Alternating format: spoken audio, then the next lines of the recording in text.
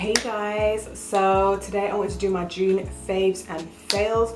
The majority of my faves and fails are palettes, but you guys know that I'm like the palette queen. I absolutely love eyeshadow palettes, face palettes, highlighter palettes, anything which is a palette. I basically must have it.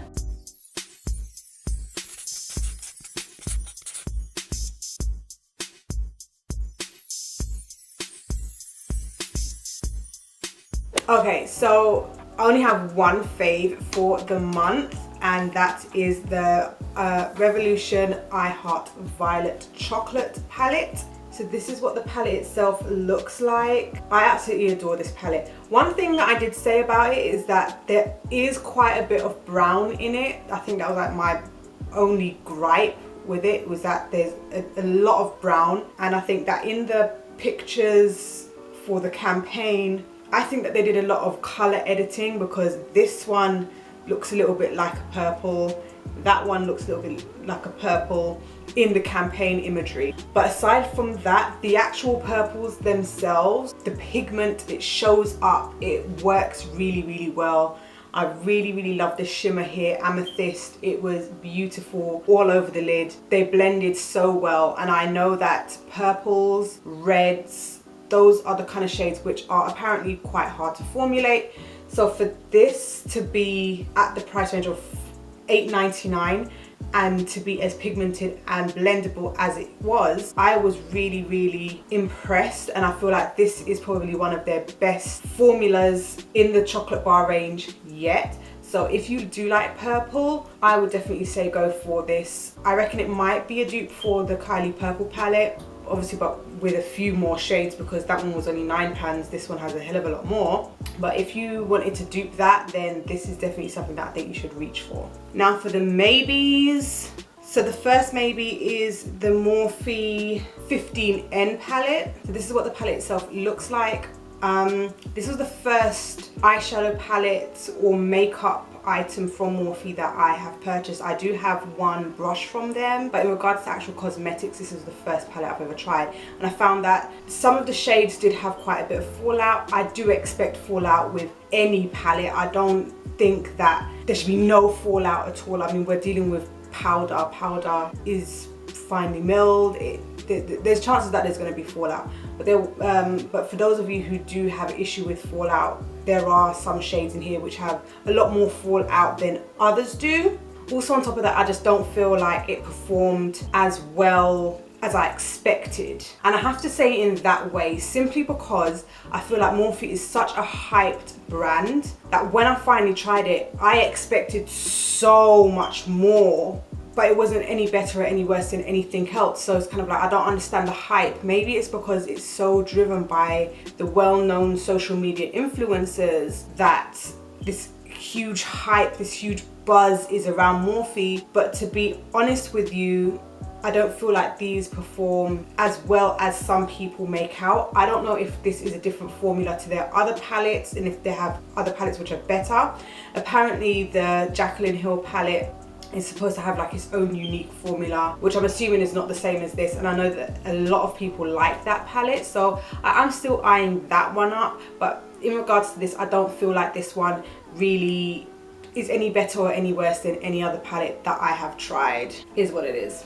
Also in my maybes pile is the Body Shop Strawberry Smoothing Face Mist. This I love the smell of. The smell is beautiful, but for it to be a face mist, I just kind of feel like when I spray my face, my skin and my makeup just tends to drop a little bit. It's like, yes, it brings the hydration back into the face and makes it look a little bit more like skin, but I feel like it ruins the makeup a little bit, and I'm having to touch up after I've fanned myself. So it's just kind of like, oh, even though I'm trying to bring the hydration back into the skin, I don't feel like it works very well with the makeup that's on your face. And the guy said in the store, you know, you can use it on top of your makeup. On top of it smelling good, that was another reason why I wanted to get it, is because it's supposed to work well with your makeup. But it's good for when I'm wetting my brush. I mean, you can literally use anything to wet your brush when you're using a shimmer shade, but that's what I predominantly use it for.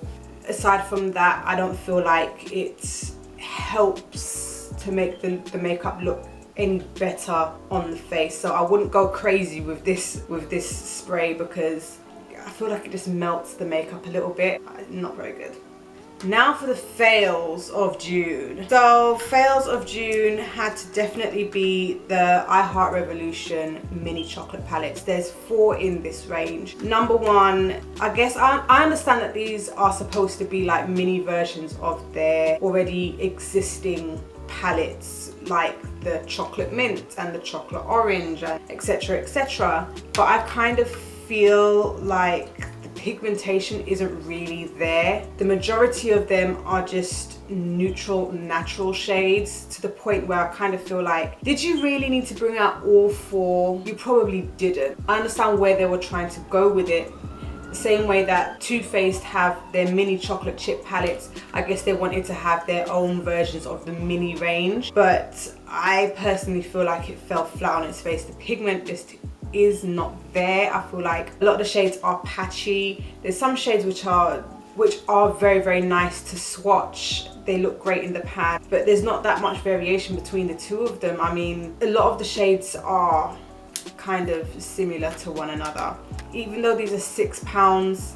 And yeah, that's another issue. These are £6 each. The big palettes are £8.99 or £7.99 and £8.99 each. So £6 for this. I feel like this should have been like £4.99, to be fair. £6 I think is no, I'm not feeling the price range, to be fair. But yeah, I would stay away from these. I would not bother to get these. Waste of money, even though they're £6.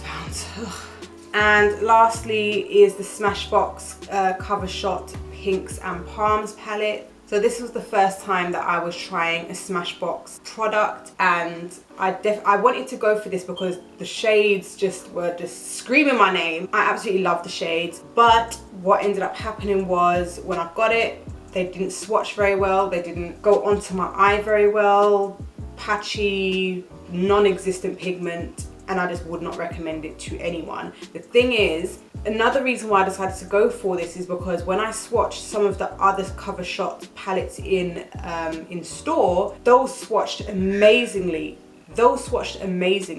They were pigmented, they were rich, they were just like, the pigment's there. And I know that swatching versus the way that something performs on the eye with a brush is different, but it does help to give a roundabout idea of how the pigment shows up. The swatches were bad in this, and it performed really bad on my eyes. I mean, it wasn't a situation where it swatched really bad but performed really well, or performed really bad but swatched really well. There was no wellness in the situation, which was such a shame.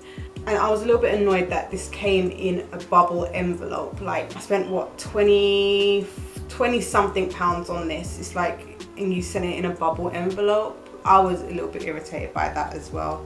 Ugh. But yeah, don't bother to get it. Really, just don't. Just save your money and get one of the other Cover Shot palettes, because the other ones, the pigment is so intense. It's so beautiful for any of the other Cover Shot palettes. But this one, I don't know. It's just not there. It's just not there.